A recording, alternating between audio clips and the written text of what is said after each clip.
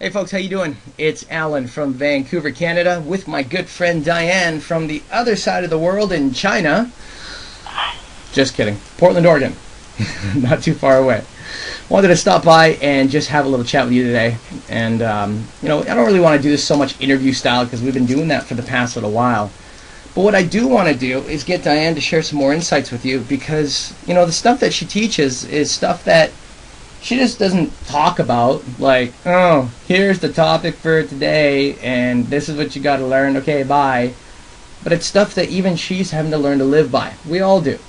And it's not something that we have to pick up on, but it's something that we get to pick up on because all the stuff that we talk about is designed to give us a better quality of living.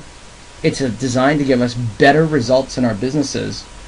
And it's designed to really bring clarity to the table. So we're not guessing as to what steps we have to take, but we're more engaged with the idea of producing results, right? When you get somebody there to actually walk you through those steps instead of trying to figure it out on your own, sometimes just having that little ray of light can make your trip to the pathway of success so much more fun and simpler than having to do it all alone and trying to just jump the gun, figure it out by yourself. Personally, I'm not a big fan of that, and I know that you aren't either. So, Dianne, thank you again for taking a lot of time to do a lot of research, a lot of self-experience, and a lot of personal growth, because I know if you didn't go through all that, there's no way you'd be able to teach this to your public audience. So, thanks. Oh, thank you. You're welcome. So, let's start off with today's topic. What are we going to be chatting about today, Dianne? We're going to be talking about eliminating self-sabotage. Eliminating self-sabotage. Now, what exactly does that mean to you? What's your perspective on that? Many people sabotage what they are talking about, and what I'm going to be talking about is you are not following through with something you had started because you feel the pain that you might get from following through. Can you give us an example of getting pain for following through on something? Well, like you are starting your business. You're working on your business, and you're doing pretty good, and you're bringing in a good income. But all of a sudden, you think it's great, but your friends start ignoring you because they don't like the fact that you're winning. You're gaining more than they are. And you start losing their friendship, and so you're all alone. So you start slacking off on your business. You quit caring. You quit trying.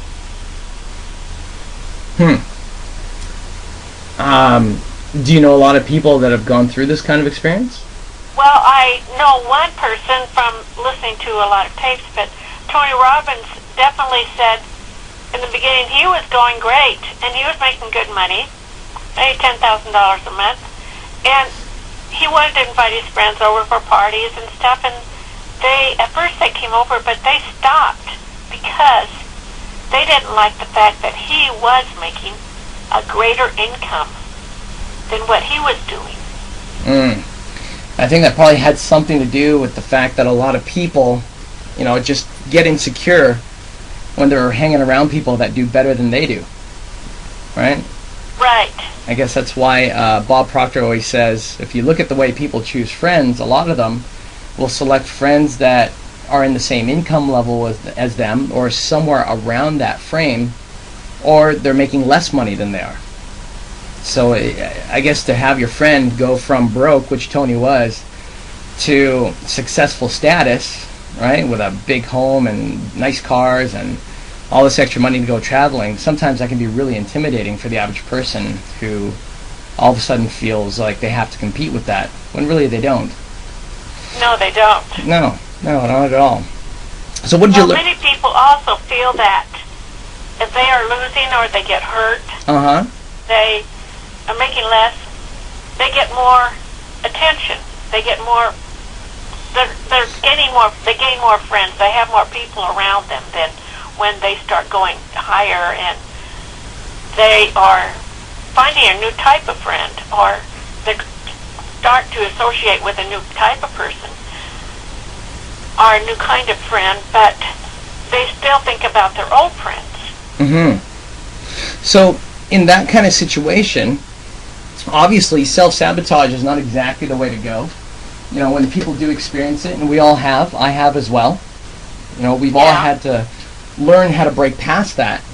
You know, what's your suggestion for somebody who maybe is starting off or is starting to get into that place where they're just starting to do well either financially or emotionally, or they're just elevating themselves some way, somehow, and all of a sudden they start to find that they're self-sabotaging, whether they're starting to miss key meetings, or they're starting to treat people harshly, or they're starting to, you know, put themselves down, or they feel like they have to try to not do as well because they don't want to make their friends or family feel inferior in any way.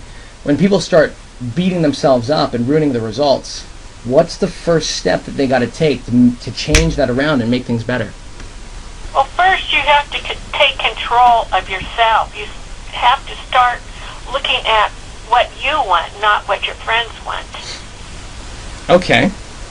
And then what's the next step? Well, then, after you take control of yourself, you've got to have a positive intent. You've got to start looking at, you want pleasure, you don't want pain. Okay. And how does somebody start to create pleasure in their minds so they can get out of that fear factor of, oh, I got to do bad because it feels bad to make all my friends think that I'm doing better than them? How does somebody start to transform that in their brain? Well, you have to start thinking of where you're going to be tomorrow. You know, when Tony said, I started slacking off because the way my friends were treating me, and I even started eating more, and because this was a way to gain a little more interest or gain a little more sympathy from my friends. But I stopped because I realized that I have to be, this is not what I want to be. And a friend of mine asked me, why was I doing this? Why are you killing yourself? Why are you sabotaging yourself? Mm-hmm. Because you don't want to do this. Mm-hmm. So what happens next? I mean, after somebody starts to realize, okay, well, I don't want to sabotage myself, then how do they get around it? You don't want to sabotage yourself. You start thinking about where are you going to be tomorrow? Why do you want to do this? Pleasure feels greater, the freedom of time feels greater than sitting in your room or your office or your bedroom and getting depressed. Now, you want all the luxuries of pleasure. You don't want pain. You start thinking about what would pleasure feel like. Okay, good. And then after somebody starts to think about what pleasure would feel like, what kind of images do you think might pop in their mind for them to create that feeling? Well, pleasure. Okay, so, hey, my bank account will start looking better. All my bills will disappear. You know, I can start taking a few vacations because my business is looking so much better. I'm not getting hounded by creditors. You know, I have more freedom of time. I am able to take my family somewhere. You start looking at the positive side of what will happen when you stop self-sabotaging yourself. Many times it's very hard to do, but look at all the pleasure you get. So what did you do then? When you start self-sabotaging yourself, what steps did you take to break out of that?